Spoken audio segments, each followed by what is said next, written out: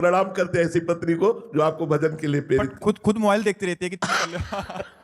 नहीं भाई, ये गलत है। कुछ संशोधन किया जाए महाराज जी। देखो, उस पत्नी को आधा मिलेगा, ये बात समझ लीजिए।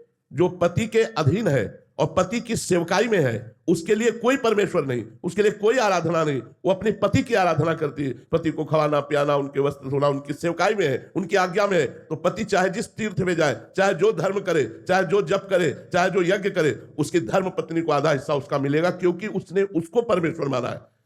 अगर पति की आराधना नहीं करते, मनमानी आचरण करते, तुम करो पाप और पति करे भजन और उसका आधा हिस्सा मिल जाएगा, ऐसा नहीं है। ऐसे भ्रम में मत रहना।